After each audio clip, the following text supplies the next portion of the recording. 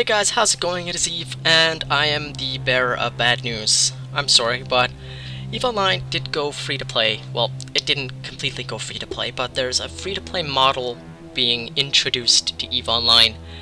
Regardless, we'll go into some detail, but for lack of a better explanation as of right now, the best way to kind of describe this whole ordeal is to compare it to Jagex's RuneScape.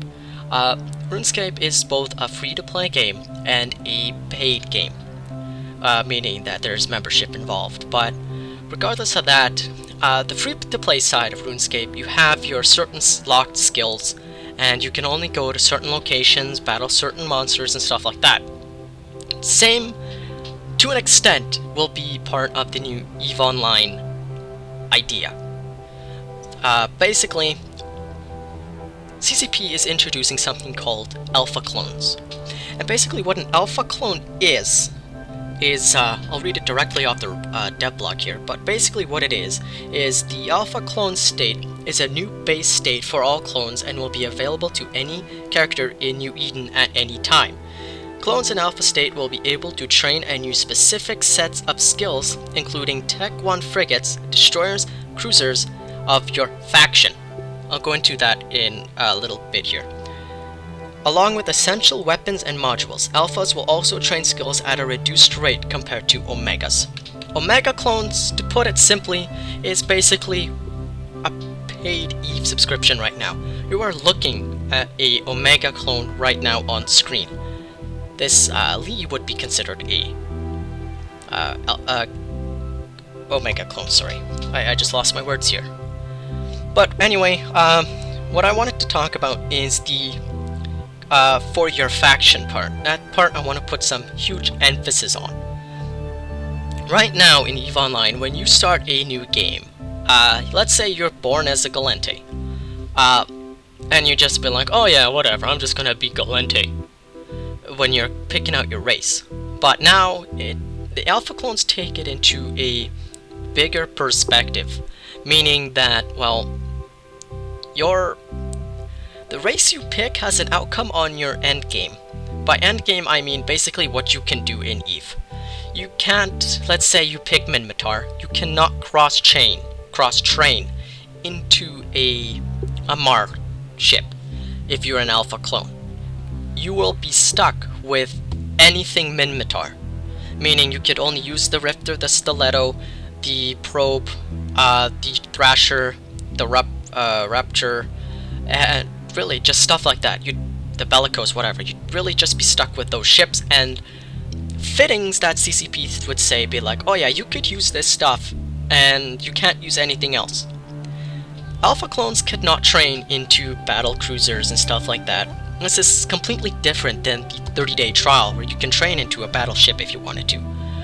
So that's the biggest change, is that they are really restricted in terms of what you can fly and what you can fit. Right now on screen, you guys are looking at the kind of the new kind of icon overlay. As you can see, the energized kinetic kinetic membrane Tech 2 is, there's an omega sign over it, meaning that you need to be an omega clone in order to use it, which also, inferring off of this picture, is that you could use basically anything Tech 1, but you cannot use Tech 2. So if you want to use Tech 2, first of all you have to train it, which according to this infographic will take about 29 days and 29 minutes, which is, yeah, that's a long time. But you have to train it, and also you have to be an omega clone. Now, let's say you are a alpha clone and you want to go omega. Now what? Well, there's two ways to do it. You could go and be kind of guy who plays EVE a lot and can plex his account. It happens. People do it. I have nothing against them. But there's also the other guys who are like, oh yeah, well, I don't want to plex my account. It takes too much time. I'm just going to pay with my credit card. Well, go ahead. You can play with your credit card. You can plex your account. Automatically, all 3 characters on your account will become omega clones, meaning you can now cross-train into that Amar ship that you wanted to at the very beginning of the game. So those are the restrictions that are kind of in place, and that's why I'm just going to keep going back to my kind of lack of a better example, RuneScape, where if you're free to play, well, you can't use God Swords or whatever. You need to stick with Ruin or whatever they have now. But if you're a member, you go ahead, go get those God Swords, go do whatever you want. That's how it's going to be working in EVE Online now. Basically, CCP's like, we're going to open the floodgates and let all these free-to-play players out onto EVE and see how it goes. Because, well, over the past few years really, there's lots of threads and lots of posts saying EVE is dying.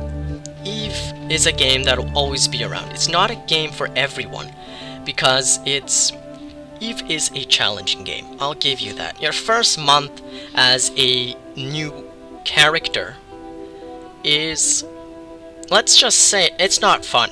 Your first month, I've been through it, everybody's been through it. The learning curve is like climbing Mount Everest without an oxygen tank.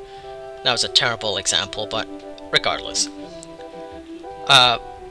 Once you get past that, you discover what it is that you're meant to do in EVE. For example, like myself, other YouTubers, for example, Johnny Pugh and some other guys, we like making YouTube videos to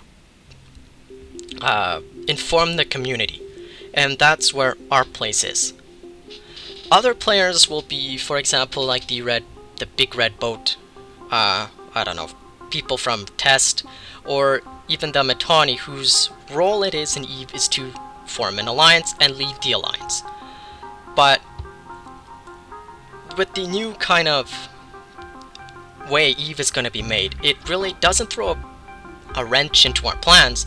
It actually gives lots of people, including myself and other alliance leaders, the ability to really expand. For example, Brave is mainly the kind of alliance where new characters want to go to explore Nullsec. I'm not really talking about Red versus Blue, that's kind of high-sec faction stuff, but we're talking about actual, like, really new bro-friendly alliances, being Brave, for example, where they don't care how much skill points you have, as long as you fly, you can be with them. So, basically, it really adds a lot of content. Fleet battles will be bigger and stuff like that, but at the end of the day, we have to remember the difference between an alpha clone and a omega clone, being really one is more superior than the other. You can easily tell what an omega clone is and what an alpha clone is just by the ship they're flying. Now, don't get me wrong, omegas can fly the Tech 1 ships too. It doesn't necessarily mean they are an alpha clone, but it's really kind of something that you need to look out for now. But like I said before, you can't tell the difference between an alpha and an omega clone, other than, well, you see someone flying in a battleship. Then you'll know, well, who's an omega and who's not. But to put a cruiser side by side with the exact same cruiser, basically with the exact same fittings, you will not really know who the omega clone is and who the alpha is. But that's really basically it that I'm gonna go into this video. It was kind of me ranting and really just giving you some brief overview information about the new EVE Online free-to-play kind of idea that CCP fetched today. Just to recap, alpha clones can become omega clones with a credit card and or a Plex, and basically they have a restriction, alpha clones do, is that they can only train into Tech 1 frigates, destroyers, and cruisers, and cannot train further than that. And they also have a restriction to the modules they can use, and ships they pick are basically locked to their faction, meaning Galente is only in Galente, Keldari is Keldari, and you cannot cross-train. And that's really it right now. There'll be a part 2 to this. It'll be basically the Q&A section of the dev blog. I found it really interesting, and it should be and we'll just make a video about that because it does answer a lot of questions which I had and what you probably will have. Let me know what you think in the video description. Don't let me know in the comments, not in the video description. Let me know in the comments. The dev blog will be in the video description. And that's it for this video, guys. Let me know what you think. Fly dangerous. Peace.